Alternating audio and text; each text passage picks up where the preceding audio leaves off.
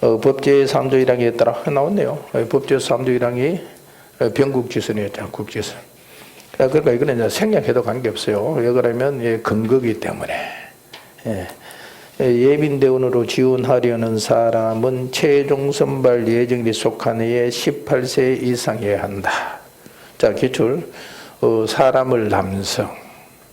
맞죠? 틀렸죠? 의무하면 남성, 그리고 지원하면 사람, 남성 플러스 여성. 그러니까 지원이니까 남성이죠. 틀렸고, 여성도 되니까. 자, 이런 문제는 뭐 거의 서비스 문제입니다. 틀릴 거 없어요. 최종 선발 예정일이 속한 해, 기출 최종 선발 예정일이 속한 달에. 틀렸죠? 해입니다. 이게 뭡니까?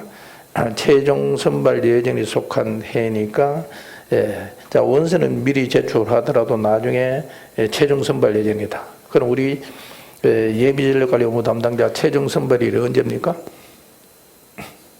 일반적으로 뭐 하여튼 체력 검정하고, 그, 신체 검사 다 끝나고 최종 합격자 발표, 뭐 그래 보면 됩니다.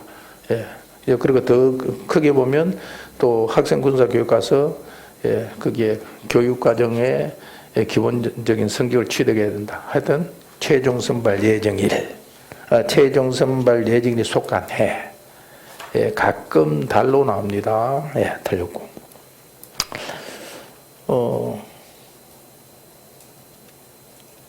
그리고 이렇게 나올 수도 있네요. 최종 선발 예정일이 18세 이러면 되죠. 예정일이 아니고 해다. 이게 무슨 뜻입니까? 연도 나이. 연도 나이. 예빈과 병력법은 1월 1일부터 12월 30일은 동일을 적용한다.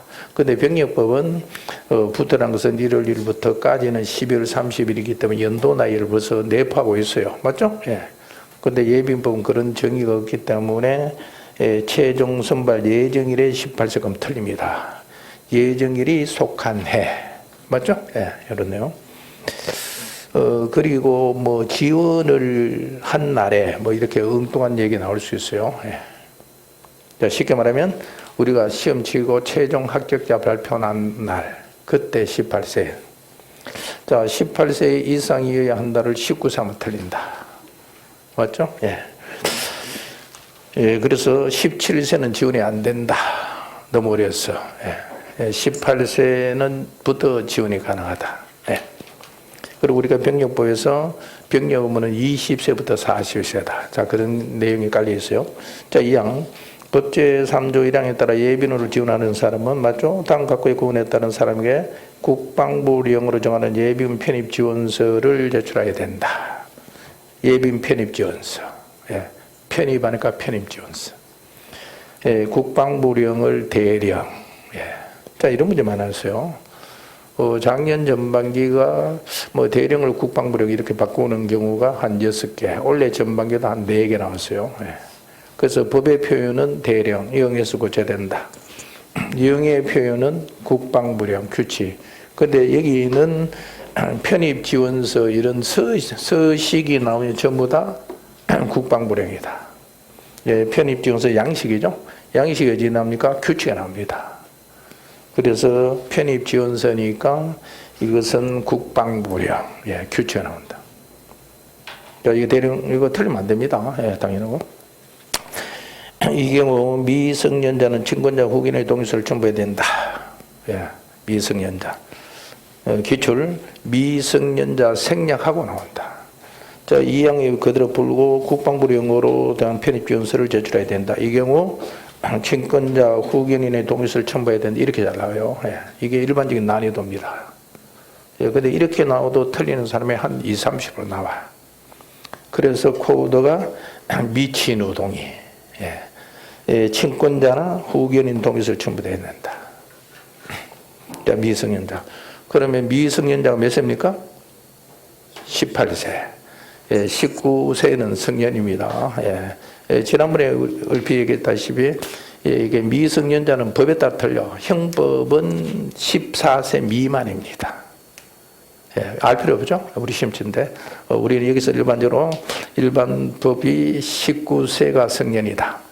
그래서 18세는 예, 친권자 후견인 동의서를 첨부시켜야 된다. 예, 이겁니다. 예. 근데 이 19세 홍길동이가 예, 친권자 동의서를 첨부해서 제출했다고 하면 틀려요. 그건 제출할 필요 없어. 몇 세입니까? 18세만 첨부시켜야 된다. 자, 17세는 후견인 동의서 안 돼. 예, 지원할 수 없어. 자, 이런 문제 잘 나옵니다. 예. 예, 그리고 여기는 자, 지역과 직장이다. 저는 얘기했죠. 예비군의 설조 편등인데 예비군은 지역과 직장이 있다. 예, 지역 예비군은 거주지 지역 중대장 거처 지병장 지청장 포함 혐의였고요. 예, 그리고 2호 직장 예비군은 해당 직장장. 네. 그러니까 지역은 코드 거지 중대장 거처 지병장. 직장은 직장회장. 아주 중요합니다. 예, 예, 거주지 지역 중대장 거처 지병장. 예, 그러니까 지역 예비군의 편성권자가 누굽니까? 지병장, 서울지방청. 직장 예비군 편성권자는 직장장, 해태제가 사장. 자, 이렇게 해야 돼요. 예. 자, 기출. 지역 예비군은 주소지 나왔어요. 자, 주소지 틀렸어요. 주소지 아니고 거주지. 예, 거주지는 주소지와 거소지 합친 말입니다. 예, 주소지는 주민 등록이 됐는데 거소지는 살고 있는데 원래는 예, 주소지하고 거소지가 일치해야 돼요. 예, 근데 통상 뭐 결혼 안 하면 주소지는 서울대 있는데 뭐 거소지는 뭐 대전 이래 될 수 있어요. 그래서 여기는 거주지. 그리고 주소지는 어디 나와요? 훈령이 나옵니다. 훈령은 거주지가 아니고 주소지. 왜 훈령은 주소지라고 되어 있죠? 조편운에. 자, 국동지에 입력해야 돼. 국동지에 입력해야 되는데 홍길동이 주민등록이 된 데를 입력할 수밖에 없죠. 예. 예, 살고 있는 데는 뭐 계속 바뀌니까 훈령은 주소지. 이거는 거주지. 예. 그러니까 코드 지역은 거지 중대장, 거지, 거주지잖아. 중대장. 거처 지병장. 예, 그러면 지역 예비군 중대장 에게 제출했다. 이렇게 하면 맞아야 돼요? 틀립니다. 누구인데 제출해야 돼요? 서울지방병무청장. 예, 그래요. 자, 결국 지방병무청장에 제출한다는 거죠. 예, 지역 예비군 중에 노량진 동대장은 이 거쳐간다는 거죠. 예. 예, 근데 이것을 지역 예비군은 서울지방병무청장에 제출했다고 하면 맞아. 예, 근데 이거는 세모로 봐야 돼. 왜 그러면 서울지방병무청에 제출한 거 맞는데 지역 중대장, 노량진 동대장 거쳐 제출했다. 이게 정확한 겁니다. 근데 일단 서울지방병무청에 맞아. 예, 세모로 봐야 돼. 무슨 말 알겠죠? 그런데 지역 예비군은 노량진 동대에 제출했다고 하면 틀려. 결국 누구입니까? 서울지방병무청 제출에 도달해야 된다. 자, 이렇게 되어 있고, 그러면 훈련은 어떻게 됐어요? 훈련은 지역 또는 직장 예비군 지휘관. 같이 해야 돼요. 훈련은 지역 또는 직장 예비군 지휘관. 예비인법은 중대장 되어 있는데 훈련은 지휘관이라는 표현을 했어. 근데 지휘관하고 중대장 사실 틀려요. 지휘관은 중대장 이상이잖아.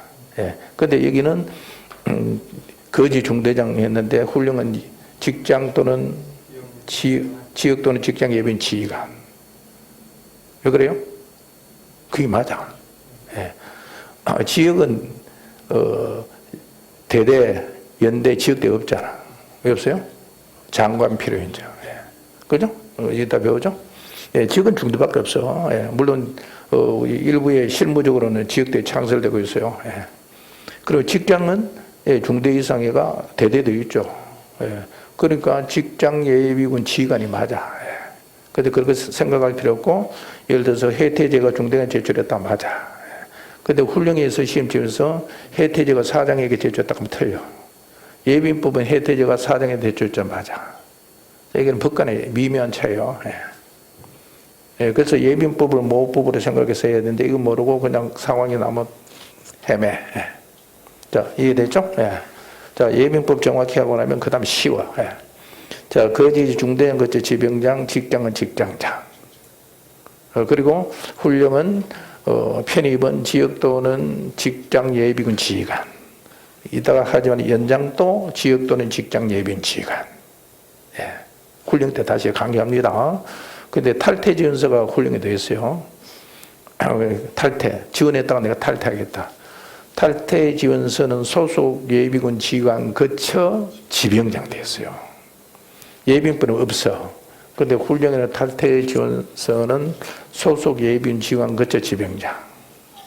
소속 예비군 지휘관이니까 지원 지역 직장 중대장 거쳐 지휘관 거쳐 지병장. 그러니까 탈퇴는 뭡니까? 서울지방병무청장이 지역과 직장 탈퇴 시에 내려봐야 돼. 자, 그렇게 이해하면 됩니다. 예. 자, 그래서 예비군법이 모법으로 돼야 돼. 근데 상황으로, 자, 해태저가 중대장에 제출했다. 홍길동이 지원하기 위해서 땡, 틀려. 해태저가 사장. 네. 자, 그래서 이런 거에서 정확히 모르면 많이 틀려요.